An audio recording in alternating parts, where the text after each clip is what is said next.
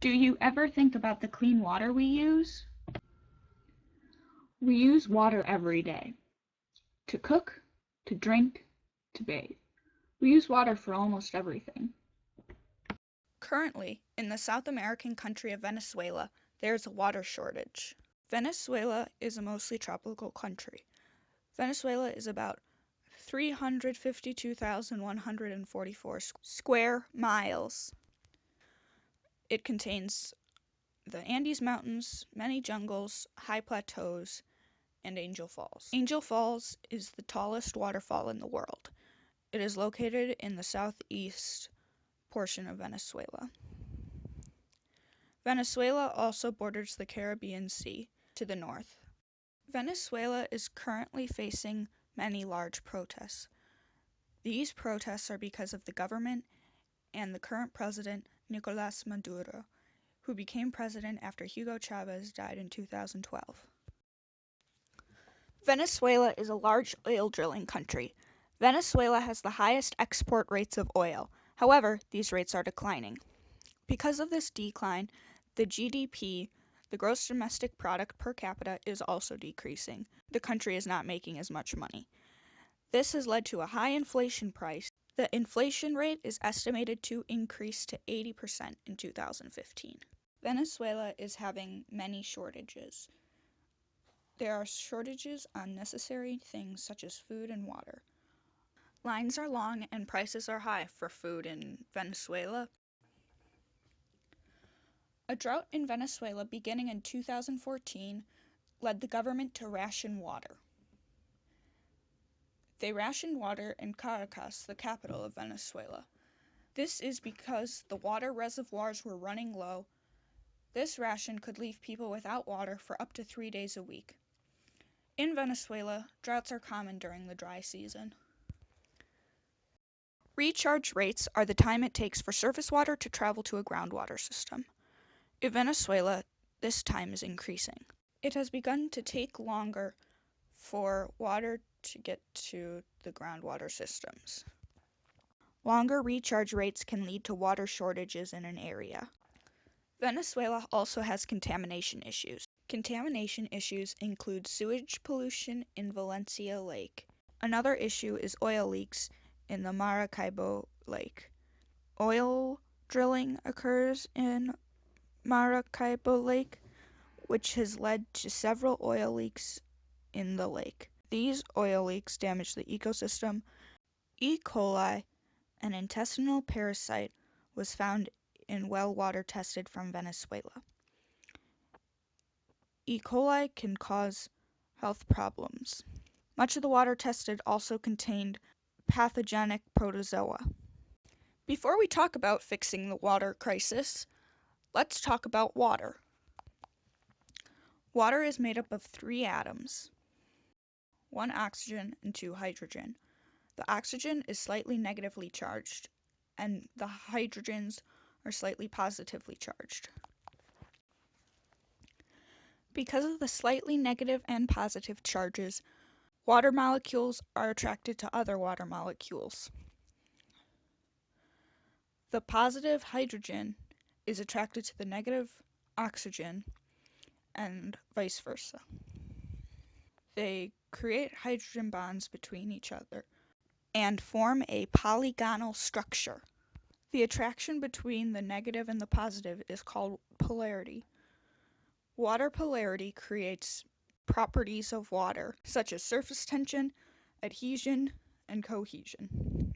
The surface tension of water is created by the hydrogen bonds and polarity. On the top layer of water, the water molecules push down and attract to the water molecules under it, which creates surface tension. Cohesion is when water is attracted to other water molecules. Water forms in drops because of cohesion. Cohesion occurs because of surface tension. Adhesion occurs when water is attracted to other substances. All molecules are attracted to oppositely charged molecules. This is why water is attracted to other oppositely charged molecules.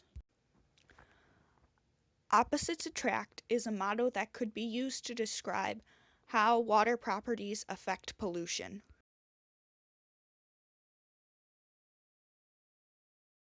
Water and its properties directly relates to water pollution in Venezuela and around the world. Water can bond with other nonpolar elements because they are oppositely charged. Surfactants released into waterways will affect surface tension, which may change the ecosystem surrounding the water.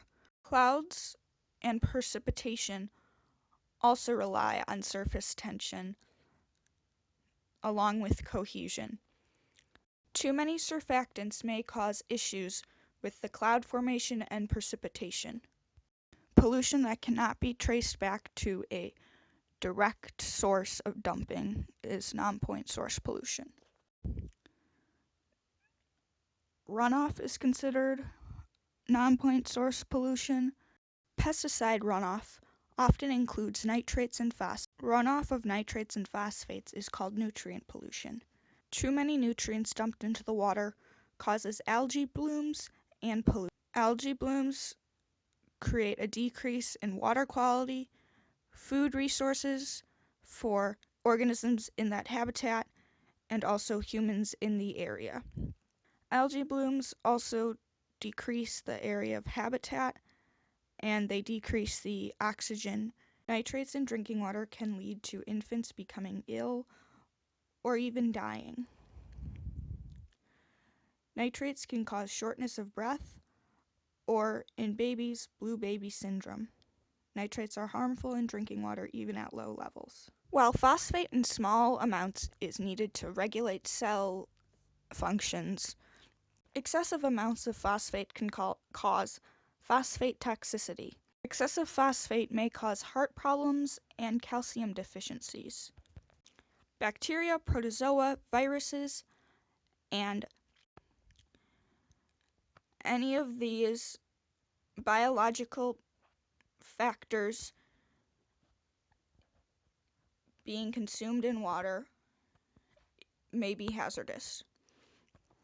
If ingested, E. coli causes illness in humans. Point source pollution is when pollutants are dumped directly into the water from a single source. Chemical point source pollution in Venezuela includes mercury from gold mines in Venezuela and many other places. Mercury is used in gold mines to separate rock from the gold. Mercury is particularly toxic. In Venezuela, sewage is often dumped into the oceans or other waterways. Factories may dump waste into waterways. Human waste, yard waste, and other waste purposely dumped into waterways is another form of point source biological pollution.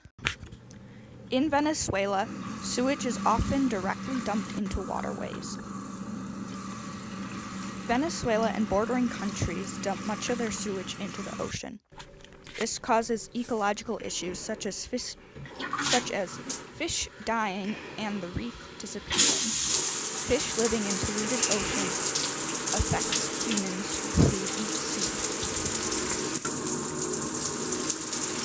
In Venezuela, the lack of drinking water treatment led to a $100 million project to improve rural and high poverty areas with sanitation and water. This program will include wells, water treatment systems, pipelines, storage tanks, and septic tanks. In the cities, fresh, sanitary drinking water is usually available. However, with the recent protests and economic issues, it has become difficult to find food or water.